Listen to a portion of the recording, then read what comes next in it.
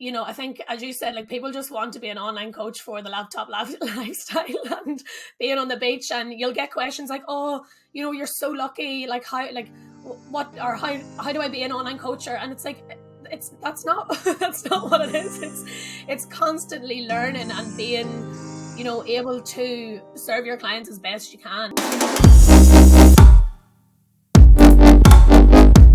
Hi everyone, and welcome back to the podcast. Today I am joined by Shannon Coghlan, and we've been trying to set this up now for a little while, and it's going to be really interesting because she is a fellow online trainer. A very similar story to me in the fact that she's currently living in Qatar, I believe. So I think it's going to be a very interesting episode with lots of things to discuss. So welcome to the show. Hello, thanks so much for having me on. I'm excited. Not a problem at all. I wanted to talk to you because we're members of a mutual group that we're all in there to build the business. We're all in the fitness industry, and one of the reasons why I wanted to get yourself on is because we're so like-minded. We're trying to achieve the same thing. We have very similar belief systems, and I think it's just very interesting to have those kind of conversations with people. And just pick their brains, see where they are, what they're looking to achieve. And in the planning of this, I actually found out something about you that I didn't know, which I thought was really fascinating. So you actually started your journey off as a teacher, right? I did, yeah, primary school teacher. Talk to me about that. How did you get into there, and then where did it all change direction for you? So I went to St Mary's Teaching College in Belfast, and I graduated in 2015. So at the time, in school, my mum's a teacher, my auntie's a teacher. I had a lot of teachers who were influencing me. Not influencing me, I did want to do teaching. So I just naturally went into teaching. At the time, yeah, it was what I wanted to do, and graduated in 2015. At the time, there were a few people who had headed to Qatar to teach the year before us, and myself and my boyfriend just thought, why not? Let's go and give it a go. And at the time, it was quite difficult to obviously get a full-time post with teaching at home. And to be honest, I don't think I was kind of just ready to go into a full-time teaching post, because I felt like once you got one of those at home, it was like you weren't going to leave it, because they were so hard to come by, and I knew I wanted to travel and things like that. So off we went to Qatar, primary school teaching. And we said, as I think everybody does, we'll do our 2 years and then we'll come back home and settle down. And here we are, 7 years later, and we're still there. But it was, I think, a few years in, maybe like 2 years in, and I had kind of put on a good bit of weight. And I know anybody else who goes to Qatar, or probably traveling in general, you always you put on that weight. The food's easy to come by. You're in a different country. So yeah, I'd always been sporty, and I just felt myself putting on weight. I just, wasn't healthy. I was also feeling like I was going in every Sunday. They start their weekend on Sunday. I was going into school every Sunday, just counting down the days to the weekend. And for me, that was torture. I wasn't enjoying just, being as cringe as it sounds, in the moment, and just enjoying the week and enjoying the work. I was counting down every single day of the weekend. I was going out the weekend, drinking, eating rubbish food, cycle started all over again. And I got to a point where I remember just crying one day and being like, no, this has to change. This isn't me. So I kind of started at the time, I think it was maybe 2016, 2017, weight training for women was kind of starting to get a bit more traction on Instagram and socials, and I was definitely one of the Instagram followers doing all the usual booty band stuff, and we all start somewhere.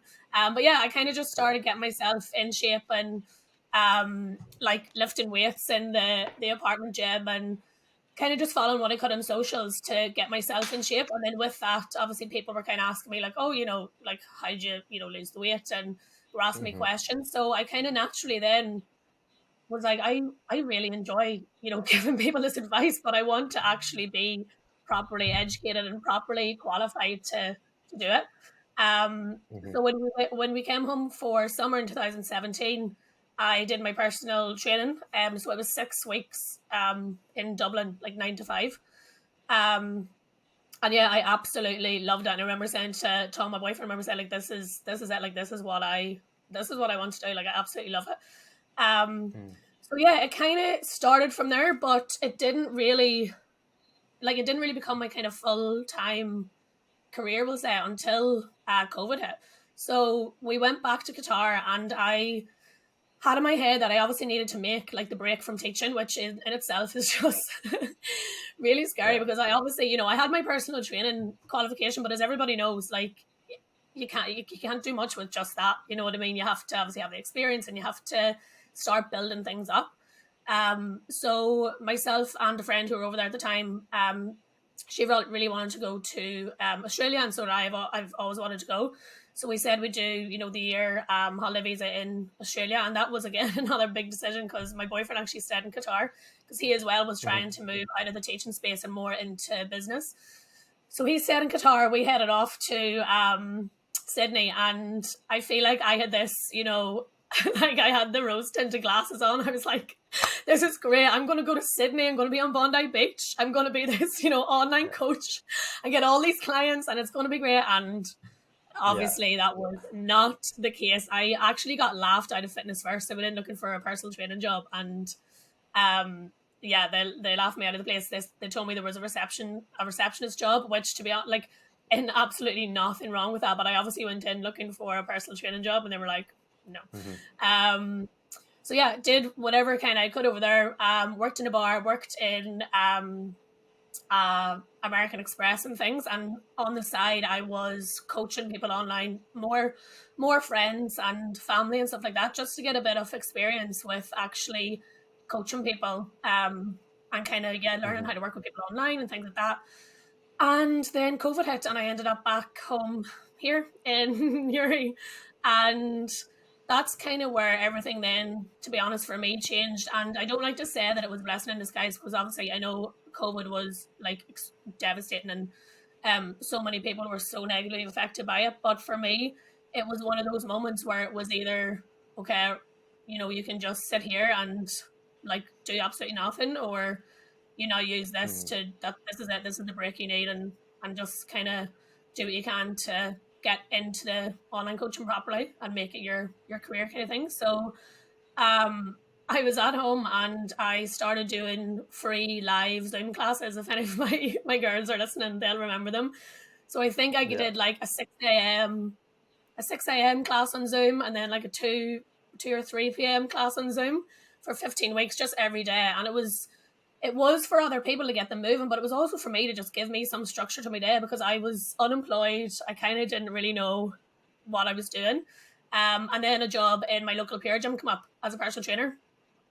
My auntie sent it to me, and at the time, I think I was a bit naive as well. I said, no, I'm only going to be home for 3 weeks, and then I'll be back in Qatar with Tom. It'll be fine, and it'll be all. No, it was a year lockdown, but yeah, I took the job in Pure Gym, built up some clients there, like absolutely loved it, got so much out of just the experience being on the gym floor, which obviously I hadn't had before. I was kind of just PTing people in Qatar freelance, so I'd never had actual gym floor experience, and the value I got out of putting in the hours on the gym floor was just, you can't really compare it to anything, because until you coach people in person and see things in person, you can't, in my opinion, I just think you can't go straight on to online, because you haven't seen the things that you can see on the gym floor. Even just in terms of kind of like, exercise selection, all of that kind of thing. So got that experience, built up a few kind of clients, and then I knew I was due to go back to Qatar, I think in around June. So I was doing the online, then kind of on the side, transferred a lot of my clients that I had in Pure Gym onto online, and kind of just kept going with it then. And yeah, it's kind of just went from there. I got my own coach as well. Shout out to Alex from Pro Coach, and that was a huge step too, because when I was home here, this was actually before I started Pure Gym. In my head, I was like, right, what can I actually do that's going to help me now to build my online coaching? And obviously nothing was open at the time, so getting my own online coach was something that I was like, right, that's going to be obviously a good investment, because I want to get myself, quote unquote, in shape. I want to start get my health back on track. I want to start building my physique, and I also want to learn how to be coached, because again, I think if you're if you're trying to coach people online and you're quite new to it, it's so valuable to have an actual coach yourself. And yeah, like what I learned from Alex J, and I'm still with Alex, is was absolutely phenomenal. So yeah, I went from there, and then every kind of little bit of money I got in from whether it be Pure Gym or new online clients, I just invested back in, and that's when then I signed up with Ollie, who yourself that you're with, and yeah, it's just kind of then progressed from there. Went back to Qatar. I wanted to PT in person as well, because I actually, as I said, I love it, and I just love I love chatting to people and being on the gym floor. So I do some Yeah. part-time PT over there now, and everything else is online. And yeah, it's been a bit crazy. So it kind of all kicked off from COVID, essentially, I'd say. Yeah, I think it's crazy, and there's a couple of things that you said there that I really really agree with passionately. I think online coaching has become a buzz industry. I think everyone gets sucked in and wrapped into the opportunity of the laptop lifestyle, which I was speaking to Ollie about this actually on the podcast that we did, and it simply just doesn't exist. It's a fallacy, and you've got, if you're on an online business, you are a glorified office worker. You're a remote office worker. The irony of it is I got into personal training all those years ago because I didn't want to be an office worker. I didn't want to be sat down at a desk all day. I was thought that would be really boring, just looking at numbers, spreadsheets. I was like, no, that sounds terrible. And that's exactly what I do now. Yeah, It's just I yeah, needed to find what I was passionate about, which obviously the meaning behind looking at those numbers, those spreadsheets, is the people, it's the stories, it's the lives, it's the mindsets that you're changing through the coaching, establishing those good habits and routines with clients. yeah, So I think it's really interesting because that's where your journey started. And also when I got into coaching initially, that's where mine started. And I think also you said about the, getting into a gym and personal training first. I think it's so important. People don't talk about this enough. Obviously online coaching is a great industry. I love it. And I think, it is going to continue to grow. But as you said, you cannot beat time in the gym because you start to see patterns. You start to see how people train. You start to see what is going to, the most likely, things are going to be happening with your clients when they're not, on the phone with you, when they're not on videos with you. You start to pick up these patterns. You start to pick up patterns of what clients are telling you in the gym when you're seeing them yeah, face to face, but you know that that's not true because you've also seen them training in the gym. So you can, you start to recognize things to look for instantly in the check-ins without even, them telling you. You'll notice those patterns. And it's something that I tell trainers all the time, that they need to go through that route first before just yeah, jumping into online training. You can't beat yeah. that No, experience. 100%. Yeah, no, 100%. And even now with, when clients are sending me like form check videos, which again is so important when you're an online coach and people don't understand it. Like if you're, people are basically putting their health in your hands as an online coach. And I think so many people forget that. And if you're giving them, a barbell squat to do, like you have to be able to look at them on a video and assess and see if that squat's actually, is that right for them? Are they like their actual anatomy? Can they actually do that squat? Is that the safest thing that we can, do for them? And even like with that, being in the gym floor and being able to see it. And then I know Paul, I think it was Paul on your podcast recently, Paul Standa.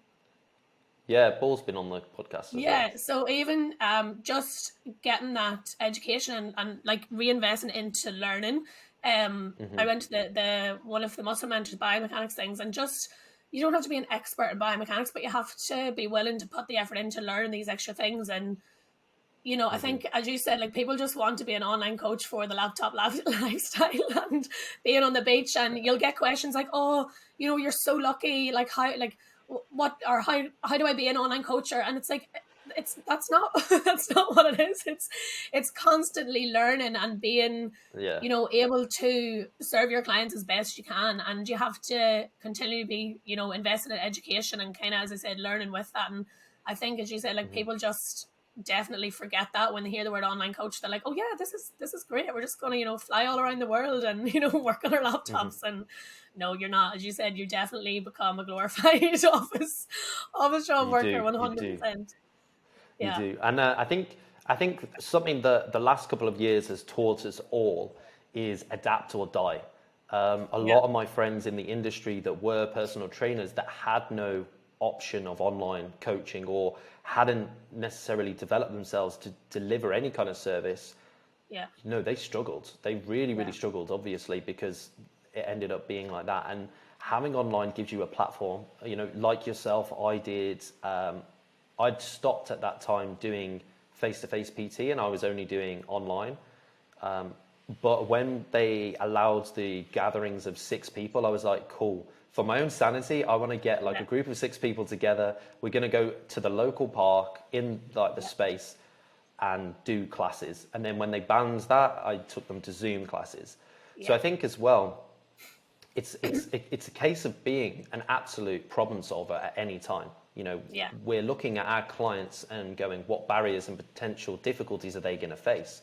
A Yeah. single mother, with 2 kids, obviously is going to have a significant amount of barriers in comparison to a personal trainer.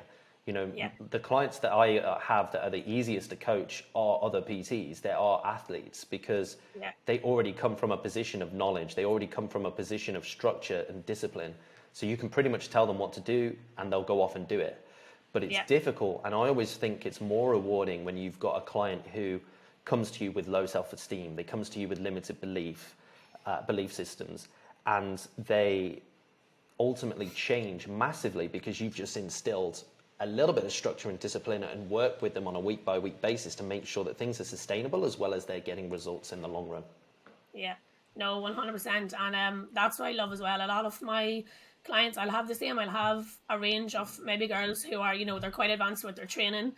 And they're like, right, Sean, I'm ready. Give me my macros, give me my calories, give me my training program. This is our phase. Let's go. Boom. And they're raring to go. And that's it. And then I have clients who, yeah, are coming from a place with that low self-esteem and are maybe completely new to the gym. They've come from also maybe, existing either coaches, or they've come from the kind of like Weight Watchers slimming kind of world, and which is absolutely fine. But they've learned bad habits. They've learned things that, this is bad, this is good. Oh, I can't have this. Oh, I need to cut, the usual. I need to cut food at this time. I need to cut my breakfast. And it I get so much satisfaction out of it when I'm able to teach them, like, okay, let's just see how this goes for 2 weeks. And they'll be eating their carbs. They'll be just maybe doing a few extra steps.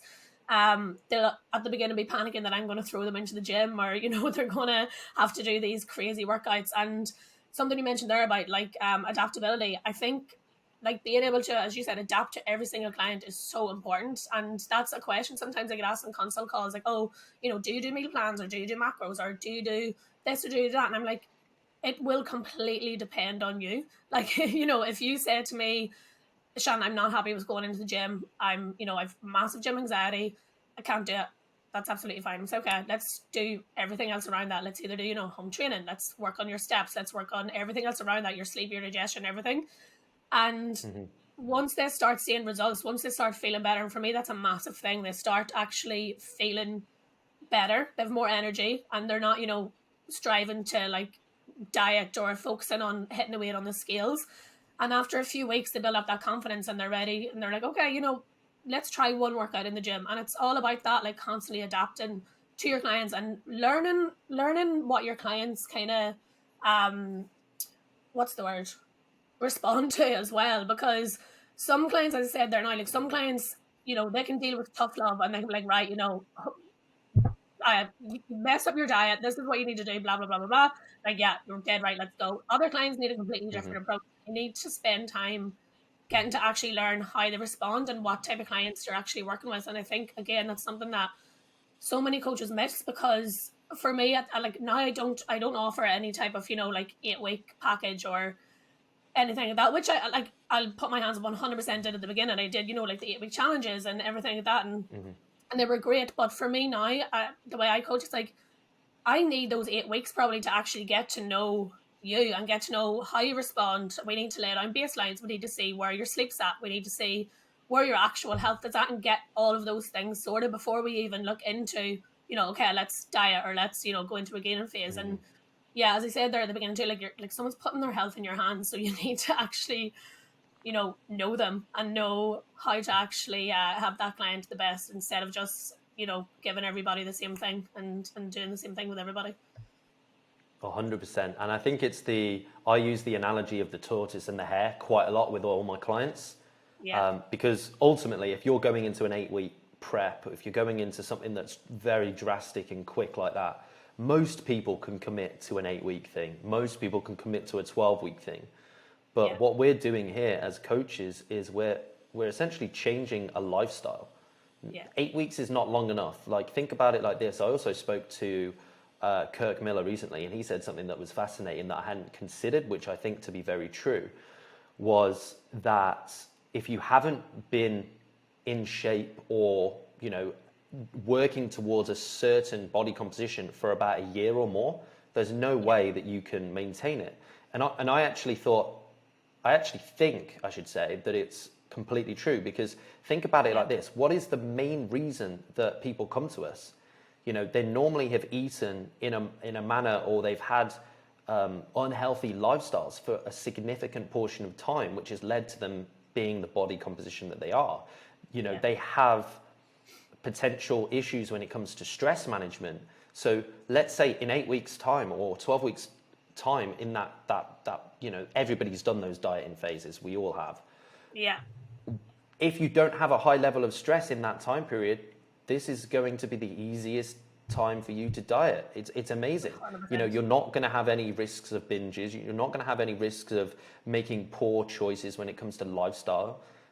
How do you then cope with that in those situations? And that's why, for me now, long-term coaching, much as yourself, is much more beneficial, because when you're struggling, and this is something that I'm sure you and your clients, I've spoken for you there, but correct me if I'm wrong, you can deliver the most value to someone when they are struggling, when things aren't going well, because you can say to them, cool, all right, let's look at this.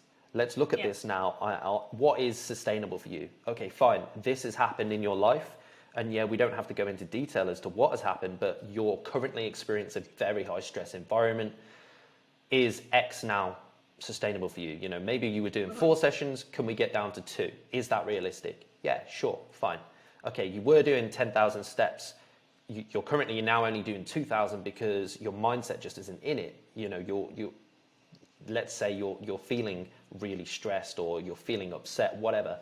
Is 5,000 a more realistic goal? And just working with a client on an individual basis like that, in those moments of, despair, need, however you want to categorize it, for me, it means that they've got the tools then to be like, okay, I don't actually have to deal in this black and white, which so many people think. Yeah. And giving them those tools to be able to go, this is what I can do, is massive.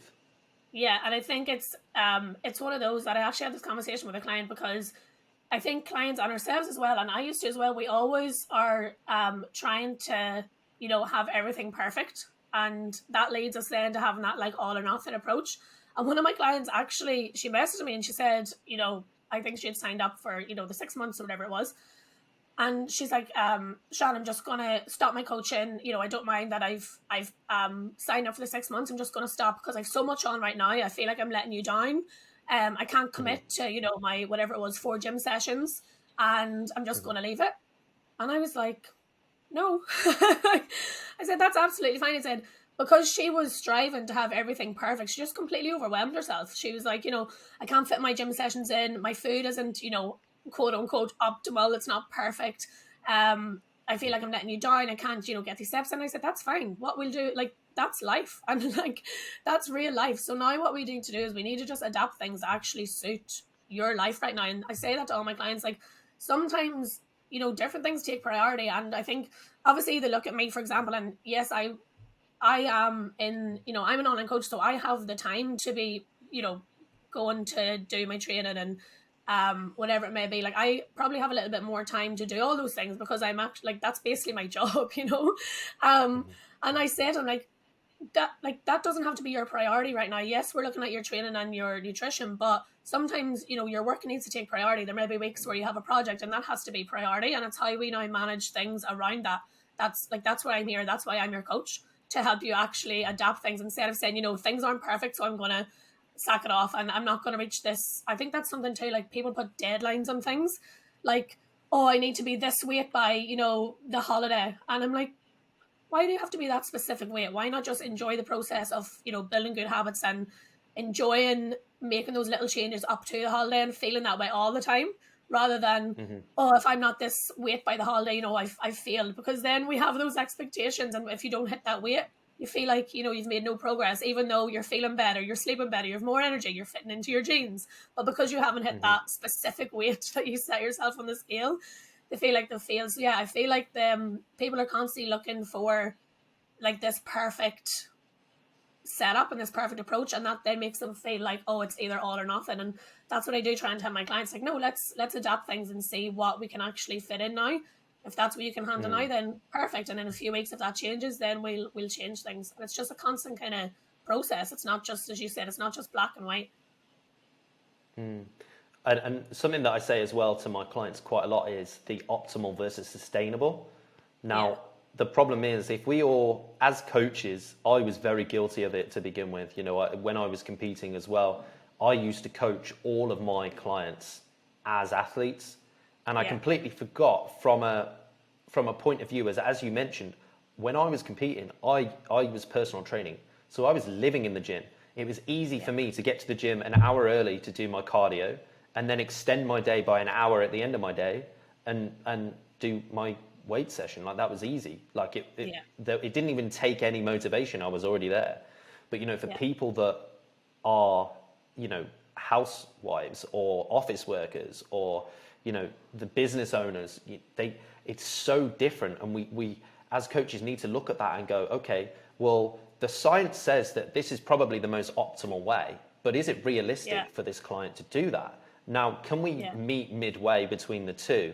Or where along that spectrum can we actually meet? Because ultimately, consistency is always going to be optimal if it's not sustainable. And that's the way that I like to look at things now with each individual client and go, okay, cool. This is where, the most ideal athlete, the Olympian, would be. Where are we on this scale? And where is enjoyable for you? Because ultimately, as you mentioned, if someone is overwhelmed with it, it's just not going to work in the long run. Yeah, I love that too. I love how you're saying, like, back in the day when you're coaching, and I love that too. Like, as in, I'll be the exact same, admit, like, things that you maybe did when you started out coaching, and like, just now kind of, it's just a constant kind of learning process. And yeah, I love that, just being like authentic and saying, yeah, like back when I started, like, I 100% did things, and it was probably too because you think when you start out coaching that, and I think people still now are like, okay, in order to be the best online coach, I need to actually have the best just before and after pictures on Instagram. And that's it. And that's then, they get that in their head. So they get a handful of clients and they're like, right, we're going to do a 12-week shred. We're going to do a photo shoot just so I can use this on Instagram.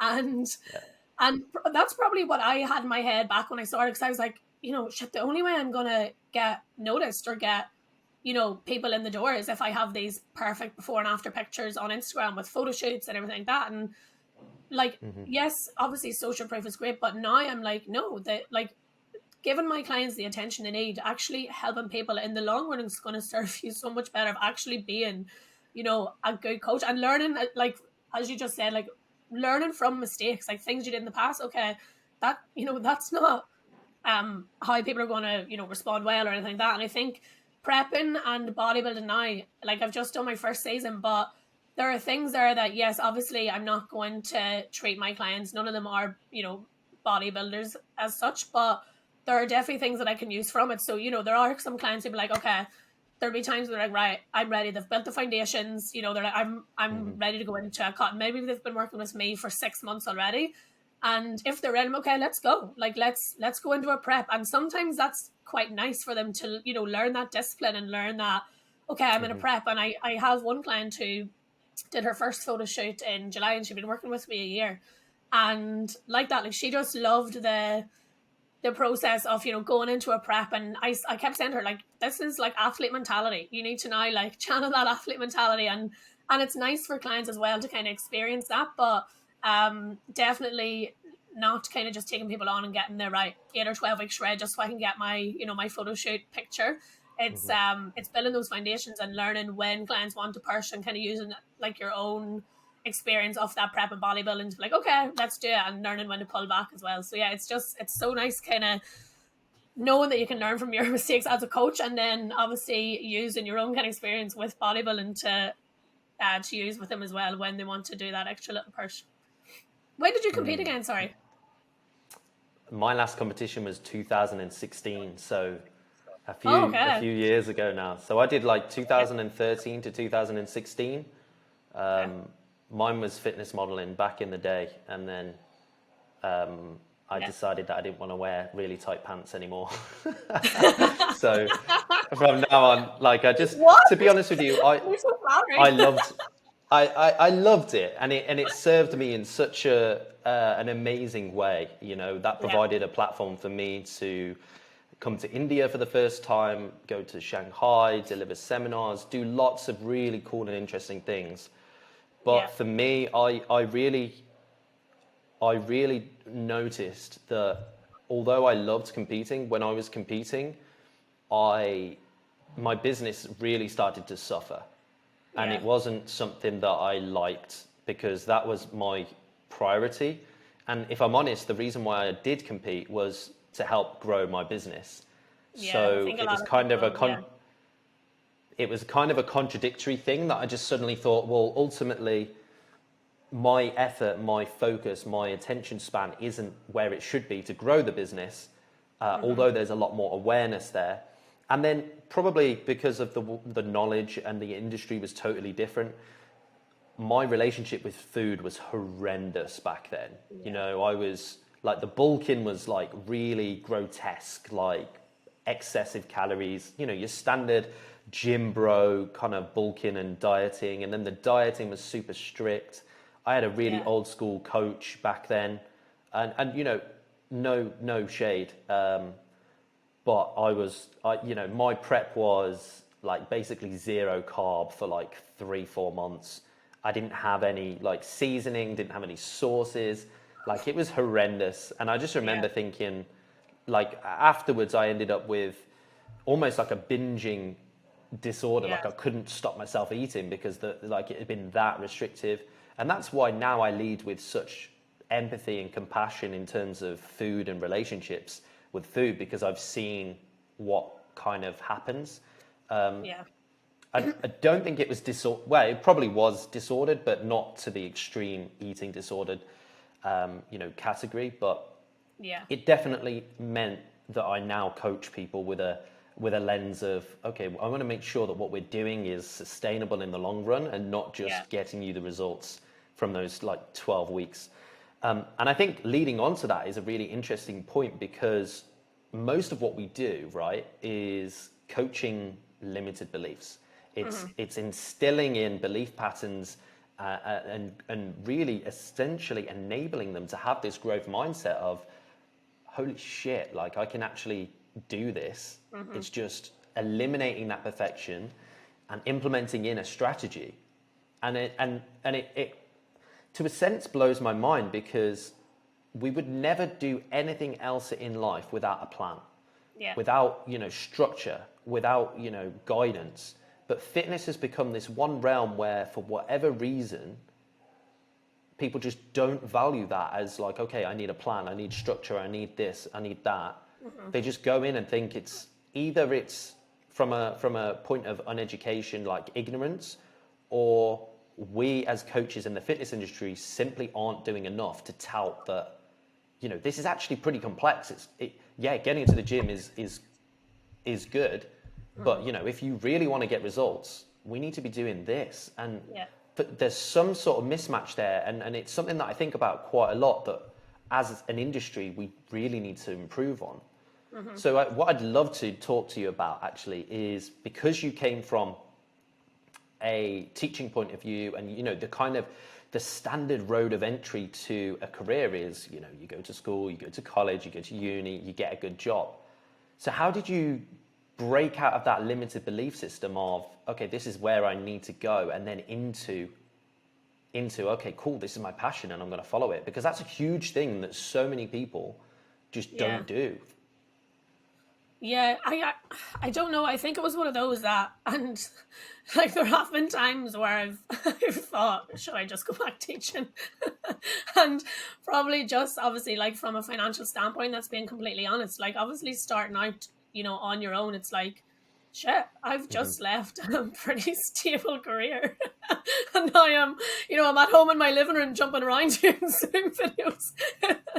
But Yeah. it was one of those like I think at the time I was probably, you know, like listening, I'd started listening to a lot more kind of like, you know, mindset podcasts and like, you know, the standard like Tony Robbins and Gary Vee. And I used to listen to them when I was in Australia, and like when I got that kind of like sense of like, what are you doing? Like I used to get that all the time. You're in Australia, you've just left your career. Like I was probably walking on my way to like my job in the pub, and I was like what are you, like absolute anxiety, what are you doing? And I think it was just one of those like, right, I kept saying it's been done before. Like, and that was the thing. I always look for, like, okay, right, it's been done before. So, you know, why can't I do it? Like, why can't I put the effort in or do what has to be done to get to where I want to be? And I think it was just like listening to those podcasts and knowing like, right, if like you have the control to do basically, and not whatever you want, but essentially, yeah, like if you have, you know, if you have an iPhone and you have social media and you know you have access to your gym, like there's so much you can actually just take control of and do. You can, you know, start creating content, start putting stuff out there, start, you know, coaching people for free. And that's basically what I just did. And I just kept telling myself, right, keep showing up. Keep showing up, keep doing what you're doing. And at the kind of core of it all, I was asking myself, like, is like, do you enjoy doing this? And I was like, yeah, like this is literally what I love doing. Yeah. And as I said, like it wasn't really obviously financially like keeping me at the time. When I was in Australia, I was obviously working on the side, but doing that on the side. And I think just having that like self-belief that, right, just keep showing up. It is going to happen. You enjoy doing what you're doing. And that, for me, that was the main thing. I was like, right, I've left a career that I, as I said, was just counting down the days to the weekend and just in that rut. And I knew I just didn't want to go back to that. And I knew that wasn't what I wanted for the rest of my life. So, yeah, I suppose it was just that, I don't know, like that kind of shift in mindset that, right, you're doing what you enjoy. And okay, it's not, you know, financially paying you off now, but I didn't care. I was like, Yeah. I'm genuinely, you know, helping people. And even just like when I came back here for COVID at the time, like sitting down and studying and, you know, looking at biomechanics and looking at nutrition courses and being like, this is like sitting here for hours. And this is like a little converted attic in our house. It's like sitting in the attic for hours just learning stuff. I was like, okay, that's not, you know, and it's not directly paying me, but I was like, the amount of knowledge I'm gaining from this and how I'm going to, you know, help people and how I'm going to actually be able to now use this for one of my clients who was struggling with this. And yeah, I think it was just that kind of shift of doing something I actually really enjoy. And as I said, like knowing that it's been done before and just having that like inside, like, okay, like look, people have done it before.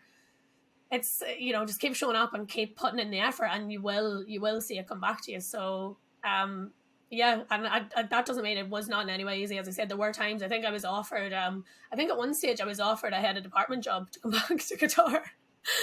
And yeah, and like I'm not gonna lie, I definitely did, like I didn't just automatically say no. It's like, okay, wow, like head of department job, you know, when you're in Qatar, you get your flights paid, you get your accommodation paid, there's no tax.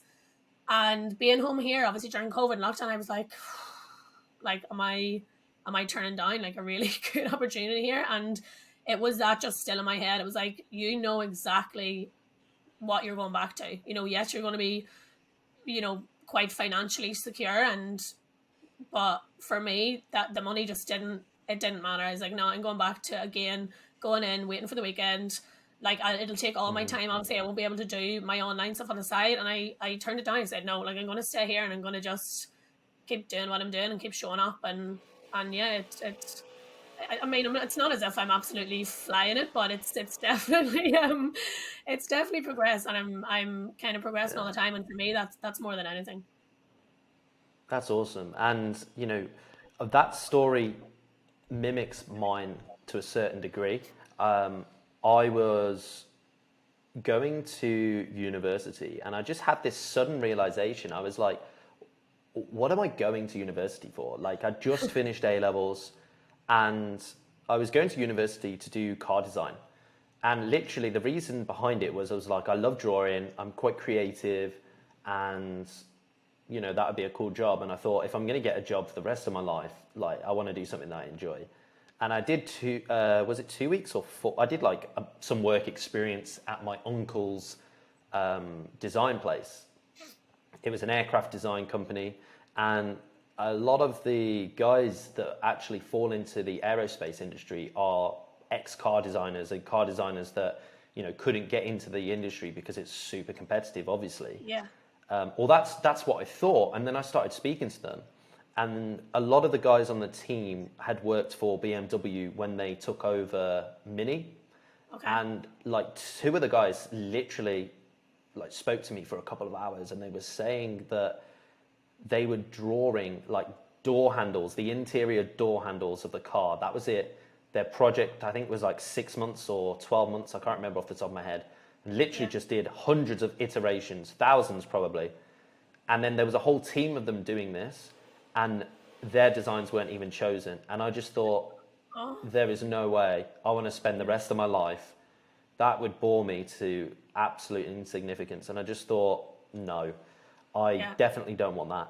And then I just thought, well, what are the other reasons that I'm going to uni? And I thought, okay, cool. I'm going because everybody else is going. Yes, my friends are going.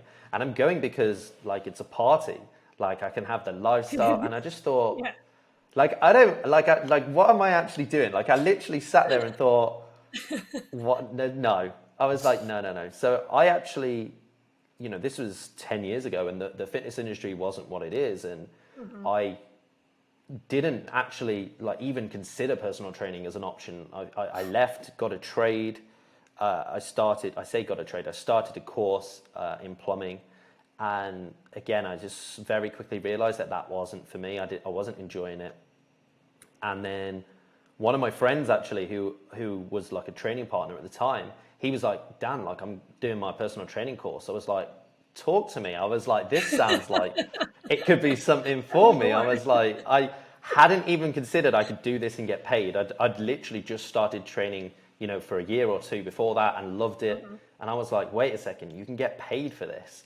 I was like, I didn't even realize that was a thing. But I remember it wasn't even just my own limited beliefs. It was other people's limited beliefs, my family's limited beliefs, because nobody was making a career of that back then. It wasn't something, it was, part-time firemen, it was part-time policemen that were doing it, as and when they could. And I think it's really interesting, the limited beliefs that I came from have really been disbanded through the gym. And then it made me hungry. It made me hungry to look for those areas of uncomfortableness, those discomfort areas, and push into them and think, okay, I'm actually a little bit nervous speaking in front of big crowds of people. Like, how do I solve that? And the only way I can solve that is by going and doing it. Any area that I was scared, I started to really search out and be like, okay, cool, there's going to be growth here. And I learned that through the gym. And I think it's a cliche thing to say, but it really taught me a lot about life. Yeah, I love that. And I think too, like the way I say things too, and I said it is a bit cringe, but not that I enjoy like setbacks, or I enjoy, nobody enjoys, losing or whatever, but I've such a different outlook on things now that every time I get, like setback or something doesn't go wrong, I'm like, okay. It's like, all right, this has happened. So, all right, what can we learn from it? All right, we move on. And it is one of those. And I think, as you said there, like limiting beliefs with family, like I'm so lucky that, like, obviously when I, was saying I wasn't going back teaching, there is that initial probably from my dad, probably especially, what do you mean you're not going back teaching? Like, what are you going to do? And I remember saying, it's fine. I'm going to, I'm doing fitness. It's going to be fine. And I'm so lucky that like my mum and dad would like support me with anything, and they were like, you know what, if it makes you happy and you want to do it, like just go for it. But I think limiting beliefs in terms of like I'm coming 30 at the end of the month, and I think it's one of those. It's more kind of like society in a way. It's like, you know, you hear that like, oh my god, like, you know, you're turning 30, you're supposed to have, you know, a husband and a kid and a house, and Yeah, and here's me. I was like, well, I'm actually going to step on stage for the first time in a bikini. And for me, I was like, I don't care. Like, why yeah. does it have to be this, you know, you're approaching 30? Oh God. And it comes back to that like deadline thing. We have this like, oh, you need to do all of these things by the time you're this. And you're like, you don't. Like, why should you Yeah. have to? So yeah, it's one of those limiting beliefs. It's nice to hear that like you're the same. You kind of just from the gym, from fitness, you realize that. And with that going, as you said, like anything that makes you uncomfortable, like even coming on this podcast today, I said to you, I was like, this is my first Mhm. podcast.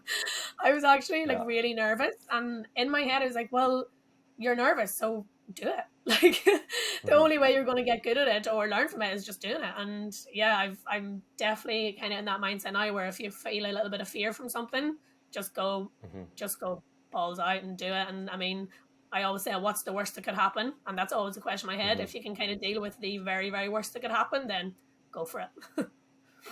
It's genuinely nothing in life is as bad as the story that you tell yourself. It's Exactly. never going to be as difficult. It's never going to be as painful.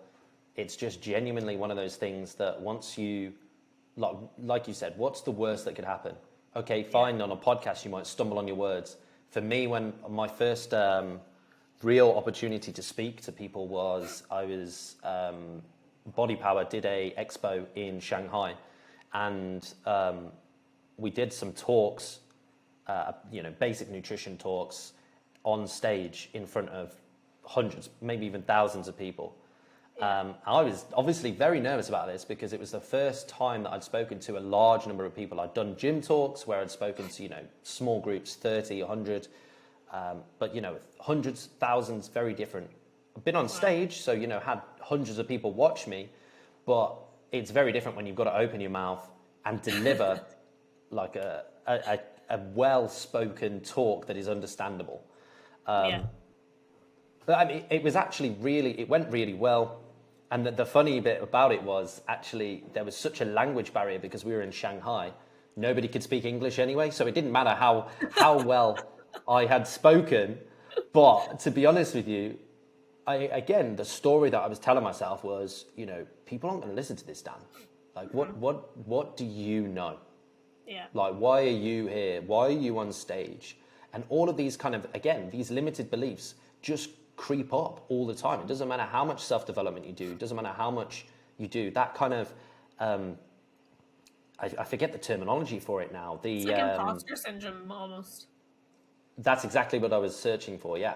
Yeah. Imposter syndrome, it always comes when you're growing and developing. So Yeah. you just have to face it.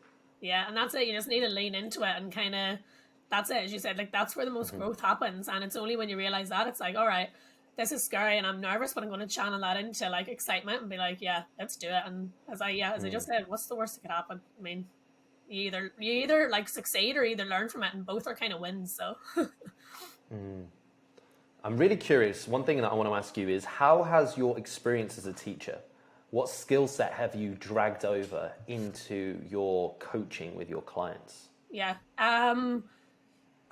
I think like definitely obviously I was teaching like younger kids, but I always got like satisfaction out of like helping them. Whether it be, obviously like they were so young was with their reading or writing, but it just wasn't for me in terms of working with that actual age group and things. But I think like empathy is one. Like I'm like in my class will tell you I'm one of the most empathetic kind of understanding people you'll meet, and sometimes too empathetic because I've learned that as well, that there definitely is a balance that you need.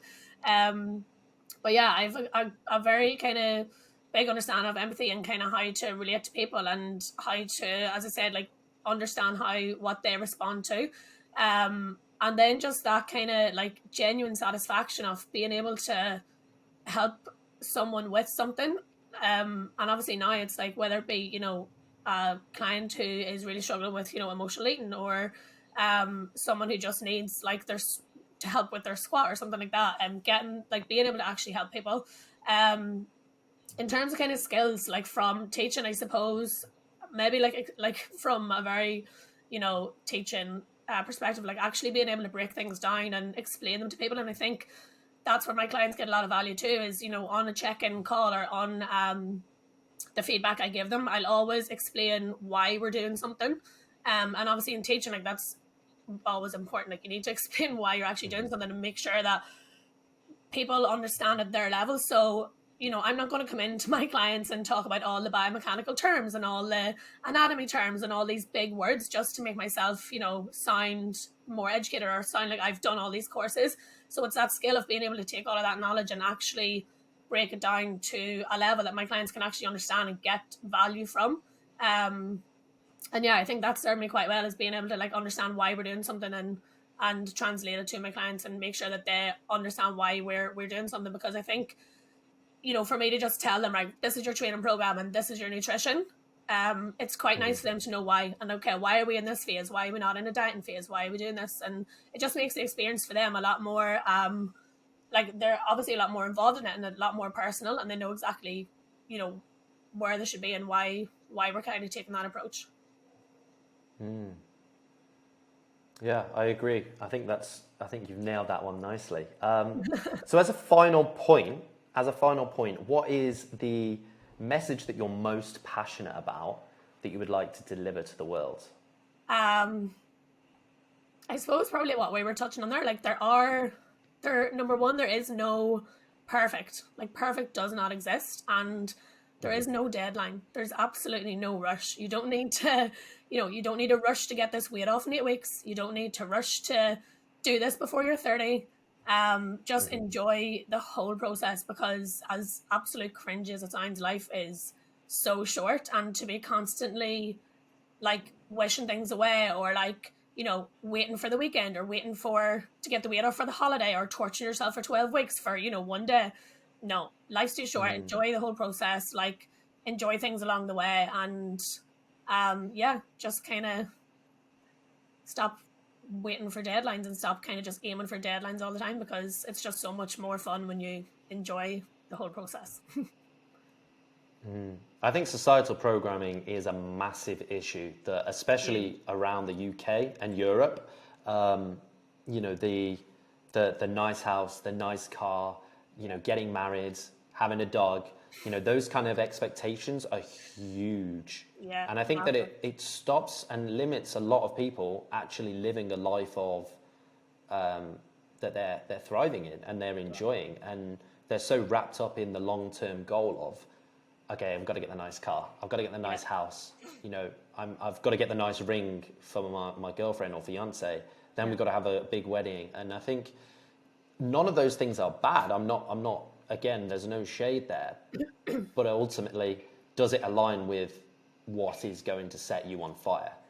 Exactly. And I think the message that I would share with people would be, we live in a time now where literally almost anything is possible. You mentioned this a little bit earlier, and I just wanted to add a bit to it, that you have an internet connection now that connects you to billions of people, literally. So whatever your passion is, 10, 15 years ago, that might not have been a viable career for you. 10, 15 years ago, I was a hardcore Xbox gamer. I was addicted to playing games. If I was addicted to playing games now, I'd be making an absolute fortune, because you just stream easily, and people watch you playing games. Like it's absolute madness. And I think that's a perfect example, is find what you are currently really enjoying. And if you're not currently enjoying anything, what did you enjoy a couple of years ago? What did you enjoy as a kid? Reconnect with the younger version of yourself, and then see how you can make that something that is viable. Yeah, 100%, definitely. Yeah, and it's exciting. Shannon? Like go on. No, go on. No, I was just going to say, like the opportunities now that are kind of there are just crazy, exciting times.